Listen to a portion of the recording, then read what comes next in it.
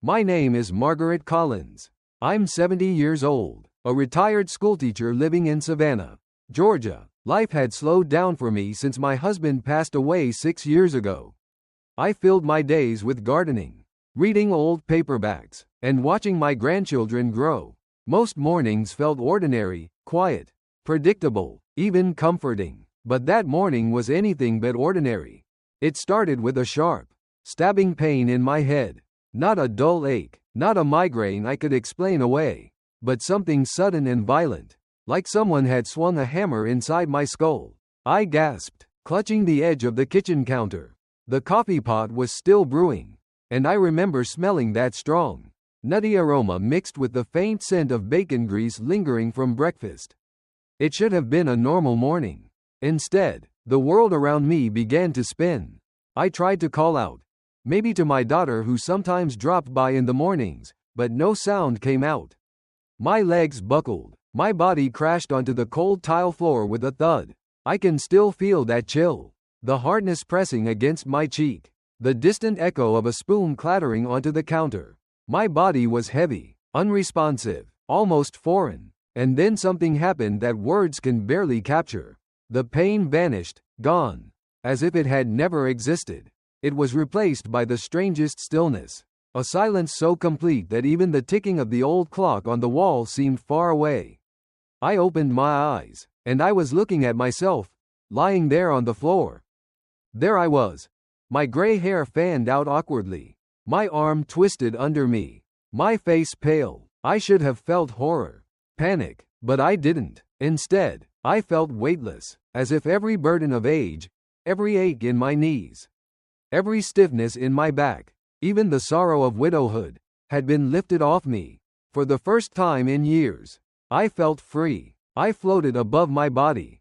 And I remember thinking, so this is death. It wasn't dark. It wasn't terrifying. It was strangely peaceful. Yet my heart, or whatever part of me was still alive, quivered.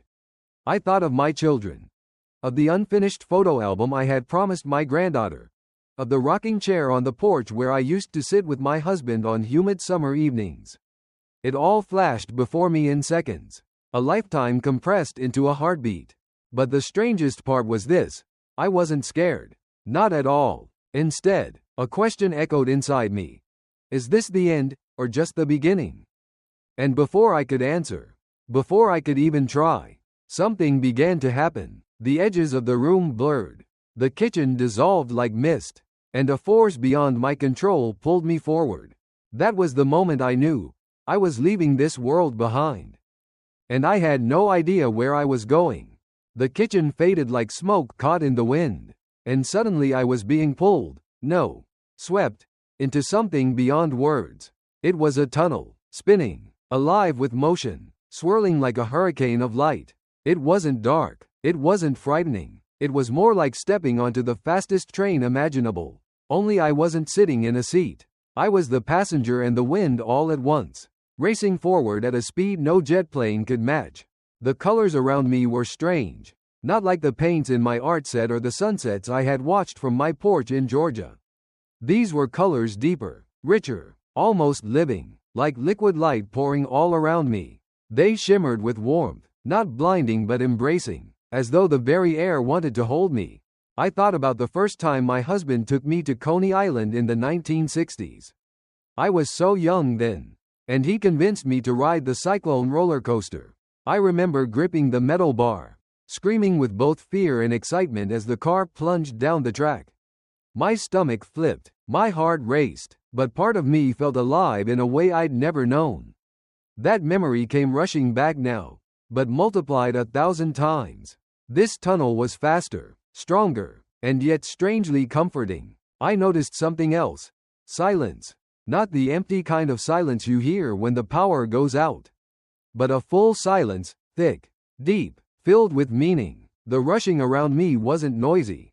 It was like music without sound, a harmony that spoke directly into my bones. And then, at the far end, I saw it. The light. It wasn't just bright, it was alive. A brilliance whiter than the sun at noon over Tybee Beach, but soft enough that it didn't hurt my eyes. I felt its pull, not harsh but gentle, like the tide carrying a seashell back into the ocean. Every part of me longed for that light. It felt like home, like the embrace I had missed since my husband passed, like every good memory condensed into one eternal moment. As I drew closer, something happened. The tunnel didn't just carry me, it seemed to welcome me. The walls of light curved and bent as if they were alive, whispering with warmth. My body, if you could even call it that, felt lighter than air. Without the weight of years, without arthritis, without the burdens of time, I felt younger, freer, almost like the girl I had been before life piled on its heaviness. I wanted to cry, not from sadness, but from release. The decades of grief, loneliness, and regret melted like ice under the Georgia sun. And then, in the middle of that brilliant glow, I saw him, not at a distance, not as a shadow or a dream. He was there. Jesus. There was no mistaking him. His presence filled everything, the way the ocean fills the horizon. He didn't need thunder, or trumpets, or fanfare. Just being near him was enough. I froze. If a soul can freeze. My thoughts scrambled. Why me? Why now? I'm just Margaret, a retired teacher from Savannah. What could I possibly matter in the great scheme of eternity? But before the doubts could consume me, his thoughts entered mine, not as spoken words, but as truths carved into the deepest part of my being. Margaret, my daughter, you have come home. Those words undid me. My heart swelled, my whole being trembled, and I realized for the first time that I had never truly known what it meant to be fully loved, fully seen. He didn't stop there. His presence pressed gently against me like a hand on my shoulder. You are here for a reason. There are things you must see, and truths you must carry back. I wanted to fall to my knees, though I wasn't sure I even had knees anymore. I wanted to worship, to stay in that light forever. Yet something in his voice told me this was only the beginning. And even in the warmth of his presence, I felt it, the faint stirrings of a storm beyond the light. A shadow waiting to be revealed. I stood in that radiant glow, overwhelmed, trembling like a child. Jesus didn't move his lips, yet his thoughts poured into me, clear and undeniable. Margaret, my daughter, you have come home. Those words sank deeper than any sermon I had ever heard in church.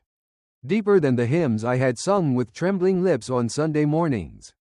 They went straight into the core of me, to the place where sorrow and hope wrestled all my life. For the first time, I felt fully seen, not as a widow, not as a mother or grandmother, not even as a retired teacher. I was simply his daughter. Tears formed, though I had no body to cry with. My soul wept in joy, a release so pure that decades of hidden grief seemed to lift like mist after sunrise. I remembered the nights I lay awake, missing my husband's hand in mine, asking God, why did you take him so soon? And now, here in this light, the answer wasn't spoken in words. It was spoken in presence. I was never alone. Jesus' thoughts came again, steady, gentle, yet filled with authority that made the earth itself seem small. You are here for a reason. There are things you must see, and truths you must carry back. I trembled at those words. Carry back? Back to Savannah. Back to my little brick house with the peeling white shutters? How could I return after touching eternity? And yet, even in my trembling, I knew his command was not a suggestion. It was a calling. I thought of Moses at the burning bush, of Jonah running from Nineveh, of ordinary people who were asked to do impossible things. I wanted to argue, Lord, I'm nobody. I've spent my life teaching spelling tests, handing out gold stars, and packing lunchboxes. How could I be a messenger for you? Before the protest left my thoughts, his presence washed over me again, silencing every doubt. His gaze, though he had not spoken with eyes as we know them, was so piercing, so steady, that my very soul bent under its weight. Do not fear. My strength is your strength. My words will be your words.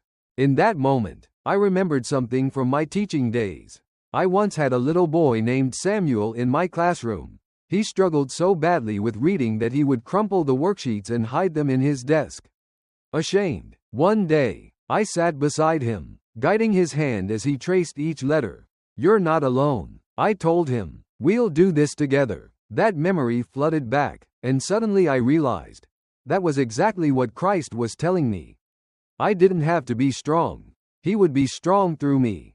I wanted to stay there forever, wrapped in that voice, that love. Yet even as I basked in his presence, I felt something shift around me. The light, though still warm, seemed to quiver at its edges, like a warning, like thunder rolling far away before a storm. I understood then. What he was about to show me would not be easy. It would shake me to my very core. I whispered in my heart, "Lord, whatever you ask, I will do." And with that surrender, the light began to stretch, pulling me outward. The warmth of his presence stayed, but the edges sharpened, like glass breaking to reveal another world. What I saw next would change everything I thought I knew about life on Earth. The light around me fractured like broken glass, each shard reflecting a new image until the world reassembled itself before my eyes. Suddenly, I wasn't standing in heaven anymore. I was looking down on Earth, our world, our America, but it wasn't the same as I had known it. I saw cities, vast and glittering, with neon lights stretching for miles and skyscrapers climbing higher than any church steeple back in Savannah. At first glance, it seemed alive, full of energy, but as I looked closer, my heart sank. People were everywhere, moving like ants across sidewalks, crowding into subway cars, rushing through intersections, but they weren't really together. Each one was trapped inside a bubble, faces lit only by the glow of their phones, fingers tapping screens like lifelines, parents sitting at the dinner table, their children beside them, yet no one speaking, only scrolling. I thought of my own granddaughter, Olivia, only 12 years old. I once watched her sit in the corner of the living room at Thanksgiving, completely silent, eyes glued to her tablet while laughter filled the house around her. She didn't even notice when dessert was served. That memory pressed on me now with painful clarity. The cities pulsed with noise, car horns, music from open windows, voices rising in arguments, but underneath it all was something worse, a hollow silence. A loneliness that pierced deeper than any sound. Even in crowds of millions, people looked isolated, each living in their own small universe. I felt it in my chest, a tightening ache. Loneliness was seeping into their bones. And it wasn't just physical loneliness, it was spiritual. They had forgotten how to look at each other, how to listen, how to care. As I hovered over this vision, I wanted to cry out, "Look up, see each other, you are not alone." But I couldn't speak, I was only a witness. My voice locked inside. The loneliness spread like a cold wind. I saw elderly men sitting on porches, staring out at empty streets, their families too busy to visit. I saw children crying quietly in their bedrooms while their parents argued in the next room. Distracted by glowing screens, I saw churches filled with people, yet hearts empty, worship reduced to routine rather than connection with God. It reminded me of something I had read in the newspaper a few months before my collapse. A survey had said that over half of Americans reported feeling lonely, even when surrounded by others. At the time, I shrugged it off as just another statistic. But now I saw the truth with my own eyes. Loneliness wasn't just a feeling. It was a plague, a hunger gnawing at souls. And yet, as I stood wrapped in the warmth of his presence, I realized the loneliness wasn't the end of the vision. It was only the beginning, a warning of something darker lurking just beyond the horizon. The light around the cities began to flicker, and I knew the next part would show me what was feeding this emptiness. The flickering light around the cities sharpened, and suddenly I saw something spreading across the world like a plague. It wasn't fire or flood. It wasn't even disease. It was words, millions of them. They poured out of televisions, smartphones, laptops, and radios, flooding through the airwaves and across glowing screens. At first, they looked harmless, headlines, opinions, conversations, but as I leaned closer in this vision, I realized they weren't harmless at all. They were venom, sharp words, dripping with accusations, with bitterness, with hatred disguised as truth. They pierced hearts like arrows, splitting families, breaking friendships. I saw neighbors arguing so fiercely over politics that they no longer spoke, even though they had lived on the same street for 30 years. I thought of my own neighborhood in Savannah. During the last election, Yard signs became weapons. Friends who once shared sweet tea on their porches suddenly glared at each other as if they were enemies. I had seen it in real life. But here in this vision, the division was magnified, multiplied across the entire nation. The words didn't stop with politics. I saw churches splitting apart over tiny disagreements. What kind of music to play? What version of the Bible to read? Brothers and sisters in Christ treating each other like enemies. I had spent decades in Sunday school, teaching children to love one another, and yet here, I saw grown men and women tearing each other down in God's name. Then the vision grew darker. Around these people, I began to see shadows, dark, shifting figures hovering like moths around a flame. They weren't human. Their movements were too fluid, too sinister, and they didn't speak with voices. Instead, their thoughts slithered into people's minds. They're wrong. They're evil. Fight them. The whispers weren't loud, but they were relentless, and the more people listened, the more their hearts twisted.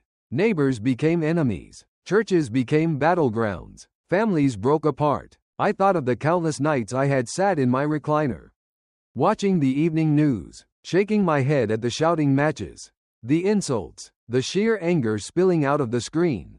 I used to think it was just noise, but now I saw it for what it was: poison. The venom spread faster than wildfire, and nobody seemed to notice. Words, once meant to comfort and connect, had turned into weapons. People no longer listened to understand. They listened only to attack. The loneliness I had seen before was bad enough, but this was worse. Loneliness made people empty. This venom filled them with rage. And rage, I realized, was far more dangerous. As the shadows swirled and whispered, I felt my stomach twist. I wanted to reach out, to pull people away from the lies being planted in their hearts. But I couldn't. I was still only a witness, bound by the light of the one who had sent me. And deep inside, I knew this was only the beginning of the darkness he wanted me to see. The shadows and venom of words began to fade, and for a moment I thought the vision might end. But it didn't. Instead, the ground beneath me trembled, and I was swept into something far more terrifying. The earth itself roared. I saw walls of water rising higher than buildings, towering tsunamis crashing down on coastal cities I recognized: New York, Miami, San Francisco. Skyscrapers that once glittered with lights were swallowed in seconds. Houses splintered like matchsticks. Cars floated away like toys in a bathtub. I could hear it, the roar of the water. Deafening, merciless, like 1,000 freight trains rushing all at once. I gasped, though I had no lungs. I felt the salt spray sting my face, the icy chill of water that wasn't really touching me but still pressed against my soul. People screamed, running, searching for higher ground, but there was nowhere to go. Then the scene shifted. Fire. Forests blazed with flames leaping higher than any skyscraper in Atlanta. The sky turned crimson, heavy with smoke so thick I could almost taste the ash in my throat. Animals fled in terror. Deer leaping through rivers of fire. Birds dropping from the sky, their wings scorched. I thought of California wildfires I had seen on the evening news. Families huddled in evacuation centers, clutching pets and photo albums, the only things they had managed to save. But here, the flames weren't confined to one state. They devoured whole nations. And then the ground cracked. I saw highways ripped open, pavement splitting like thin paper. Buildings tilted and crumbled into yawning chasms. Mountains shook violently, sending avalanches of rock tumbling like children's toys down their slopes. Somewhere in the distance, a volcano erupted, spewing molten lava and ash that painted the horizon with fury. The earth groaned like a wounded giant, every tremor echoing with judgment. I wanted to look away, but I couldn't. Every scene seared into me like fire into wood, leaving scars on my soul. As I watched, I thought of the hurricanes that had hit the Gulf Coast when I was younger. I remembered boarding up windows, hearing the wind howl like a living beast, and praying the roof wouldn't fly off. Back then, it was terrifying, but this was beyond anything I had ever imagined. The disasters weren't isolated. They came all at once, as if creation itself was unraveling. The roar of water, the crackle of fire, the shudder of earthquakes, They all blended into one symphony of destruction. Yet even in the chaos, I felt the light of his presence still holding me. He wasn't gone. He was showing me, and I realized the earth wasn't just breaking for no reason. It was like it was cleansing itself, shaking off the weight of corruption, crying out under the burden humanity had placed upon it. My heart ached as I saw mothers clutching babies, their faces streaked with tears and ash, fathers pulling loved ones through rubble, their strength failing, old men and women left behind, too weak to run. It was devastation on a scale too large to comprehend. And just when I thought it couldn't get any worse, I felt the vision tightening again, pulling me toward something even darker. This wasn't the end. It was only another step deeper into the storm. The roar of nature's fury began to fade, but what came next chilled me even deeper. The disasters I had seen, the tsunamis, the fires, the earthquakes, were terrifying. Yet what followed was worse, because it wasn't the earth turning against mankind. It was mankind turning against itself. The vision shifted, and I saw borders slammed shut, barbed wire stretched for miles, fences climbing higher, soldiers patrolling with rifles slung across their shoulders, lines of refugees, families carrying nothing but the clothes on their backs, marched along dusty roads, their faces hollow with hunger and fear. Mothers cradled babies wrapped in rags. Children stumbled barefoot, their small feet raw from walking miles. Old men leaned on sticks, too weak to keep pace. These weren't strangers from history books. They looked like people I knew, neighbors, friends, fellow church members, the kind of families I had once stood beside at the grocery store or in the pews on Sunday morning. Then the scene darkened further. Tanks rolled through shattered streets. Fighter jets screamed overhead, their engines rattling my bones. Explosions lit the night sky, fiery blooms that turned cities into ruins. But it wasn't just nations at war. I saw ordinary people, men and women like those from my own neighborhood in Savannah, fighting each other with guns, knives, even sticks of wood. It started with food, a loaf of bread, a gallon of water. Then it grew worse. People fought over scraps, over blankets, over the smallest shelter from the cold. I remembered standing in the supermarket during the early days of the pandemic. Shelves were stripped bare of toilet paper, bottled water, and bread. People argued in the aisles, grabbing supplies from one another's carts. At the time, it seemed chaotic, but what I was seeing now made those days look like harmony. Civilization wasn't just strained, it was tearing apart thread by thread.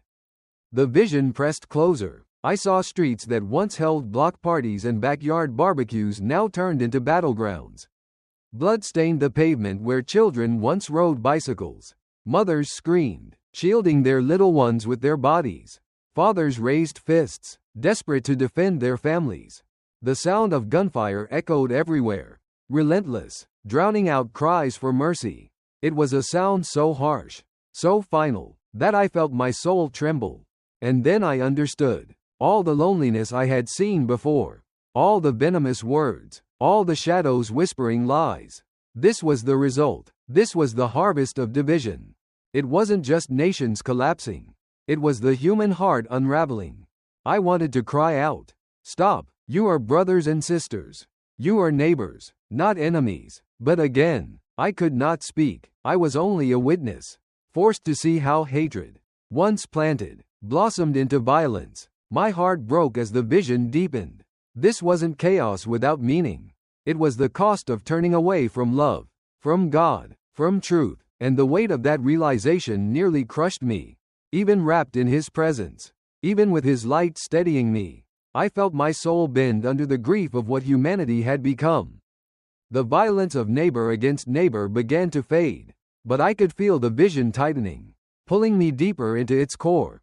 The ground, the fire, the cries of war receded, and I was suddenly standing in a place colder, harsher, more sterile than anything I had yet seen. It was a room, not a home or church, not even a battlefield. This room was metallic, filled with glowing monitors and blinking red and green lights. The air itself seemed heavy, humming with the low vibration of machines. The walls were bare steel, unforgiving and cold, like a vault built to hold the world's deadliest secrets. and in the center sat a man I recognized immediately. His face was pale, his eyes sunken, his posture stiff as though carrying a weight that pressed down harder than stone. It was Vladimir Putin. I had seen his image countless times on the evening news. But here, in this vision, he didn't look like the polished leader on television. He looked exhausted, lines etched deep across his face like rivers carved by years of burden. His hands trembled slightly, though he fought to hide it. Before him was a panel of switches, glowing screens, and in the middle of it all, a single button, red, small, terrifying in its simplicity. His hand hovered above it, and around him, those shadows I had seen before. They swirled like black smoke, faceless but alive, their movements slippery and predatory. They leaned close to him, though they had no mouths, whispering thoughts that dripped like acid into his mind. Press it, end it, the world is yours. I felt my chest tighten, my soul cry out in horror. That single motion, that single push, could erase millions of lives in a flash. Whole cities reduced to ash before anyone had a chance to run.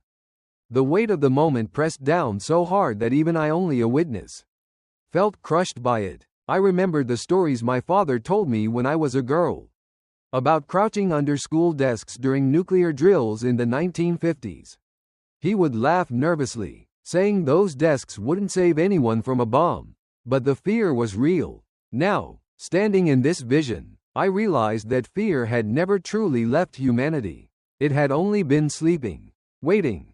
Putin's face hardened, his finger inched closer to the button. The shadows tightened their circle, like vultures ready for the kill.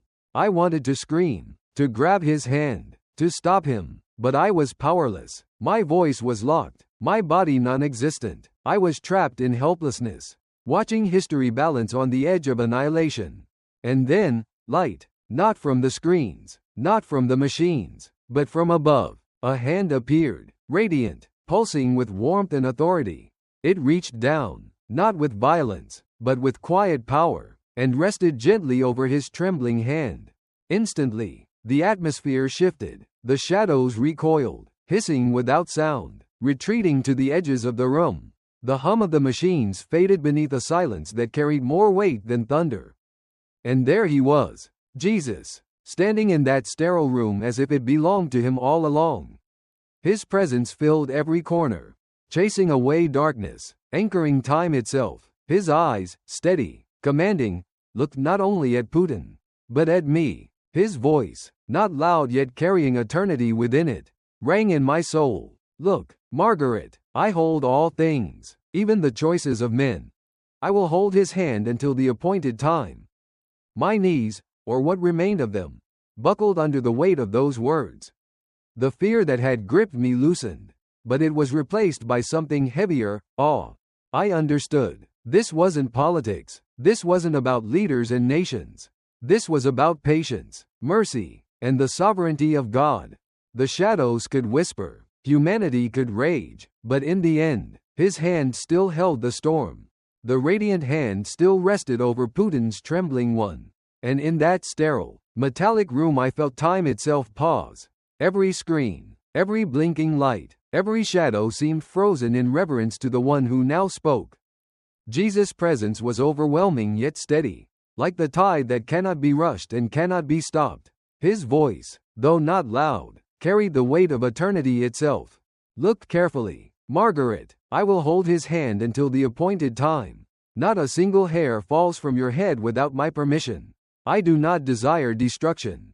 I extend mercy, even here, so that souls may yet be saved. Those words struck my soul like a hammer on an anvil. Mercy, patience, a God who restrained even the most terrifying of powers, not with force, but with love. I thought back to all the years I had wrestled with unanswered prayers. Nights I had begged God to intervene, to act now, to make wrongs right. And here he was, showing me that delay was not absence. Delay was mercy. But his words did not end there. The appointed time will come. Margaret, my patience will reach its fullness.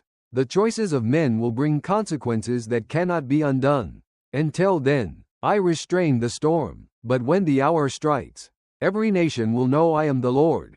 The phrase, the appointed time, echoed inside me like church bells tolling across a quiet town. Heavy, inescapable, certain, my thoughts turned to the world I had left behind, the news anchors debating, the politicians arguing, neighbors fighting over yard signs, families splitting over petty differences. They thought they had all the time in the world. But here, in this vision, I understood. Time was a gift, not a guarantee. I remembered something from my teaching days. Students would procrastinate, waiting until the night before a project was due to start. I'll get to it tomorrow, they'd say, only to panic when the deadline arrived. Humanity, I realized, was doing the same thing with God. We believed tomorrow would always come, but the appointed time was real, and it was closer than anyone dared admit. As I stood trembling, his hand lifted from Putin's, yet the restraint remained. Jesus turned toward me, not with anger, but with a gaze that pierced deeper than any truth I had ever known. Carry this back, Margaret. Tell them my delay is not weakness. It is grace, but grace does not last forever. Warn them, prepare them, for when the appointed time comes, the world will shake, and only those who stand in me will endure. A fire burned within me, heavy yet holy. My knees buckled under the weight of the responsibility. I thought of my children, my grandchildren, my neighbors, my church. Would they believe me, or would they dismiss me as an old woman with an overactive imagination? Fear gnawed at me, but his presence steadied me. Just as he had told me earlier, my strength will be your strength. My words will be your words. And so I nodded, though I had no voice to speak. In my heart I whispered, yes, Lord, I will carry it. I will warn them. The room of steel and blinking lights began to fade, like mist dissolving at dawn. The shadows withdrew, powerless. The hum of machines melted into silence. But his words, the appointed time, echoed on, carved into my soul, impossible to forget. The room of steel dissolved like smoke carried away by the wind. And once again, I felt myself being lifted. Higher and higher I rose, as if my spirit were carried by unseen hands. The fear, the trembling, the shadows, all faded until only light remained. At first it was soft, like the first rays of dawn spilling over the horizon. But then it grew brighter, warmer, alive. The air itself seemed to sing. And I realized it wasn't air at all, it was praise. Voices, countless voices, filling the heavens with one sound, worship. I looked around, and my heart leapt. People, millions of them, were rising just as I was. Men, women, children, from every nation and tongue.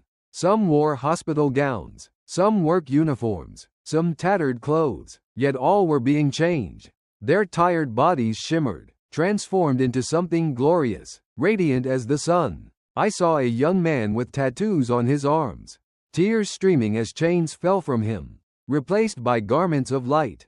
I saw an elderly woman I remembered from church back home, the one who always sat quietly in the back pew, her stooped frame straightened, her face shining like a girl again. And then, I saw him. My husband, John. He had passed away 10 years ago, after a long battle with cancer. I thought I had buried him forever. But here he was, standing in glory, his face strong, his body whole. He smiled at me, not the weary smile of his last hospital days, but the joyful grin I remembered from our wedding day. My tears blurred the vision, but joy overflowed. I cried out, though I had no physical voice. John. He reached for me, but before we touched, my attention was drawn upward. There he was, Jesus, not the quiet figure in the sterile room anymore, but the King of Kings, radiant beyond description. His robe gleamed white, his eyes blazed with fire yet overflowed with love. Around him, countless angels formed an unending chorus, their wings like thunder, their voices like rushing waters. And then his arms opened wide. Every rising soul, every transformed believer, was being drawn toward him. As if love itself were gravity. The joy was unbearable, a wave crashing over me again and again. I realized this was the moment Scripture had spoken of, the gathering, the great reunion, the rapture. I thought of Paul's words, read so many times in church but never fully grasped. in the twinkling of an eye. We will be changed. Now I was living it. Not a metaphor, not a parable, reality. As I drew nearer, I could see his smile. Not a smile of formality, but of recognition, as though he had known me all along. Through every tear, every prayer, every failure, and he had. Welcome home. His voice rang, not just in my ears but in my soul. And in that instant, I knew. This was what all of life had been leading to. Not careers, not houses, not politics or arguments, but this, standing before the one who is both judge and savior. The Alpha and the Omega. My soul felt lighter than air, yet rooted in eternal certainty.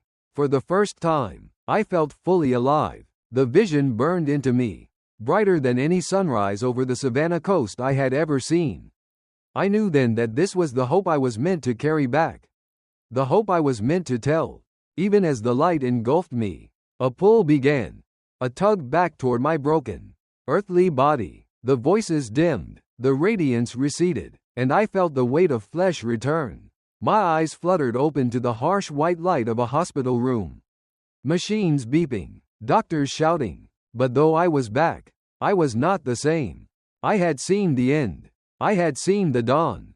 And I knew, deep in my bones, that no matter how dark the night becomes, the morning is coming. The lesson I carried back from this vision is simple but powerful.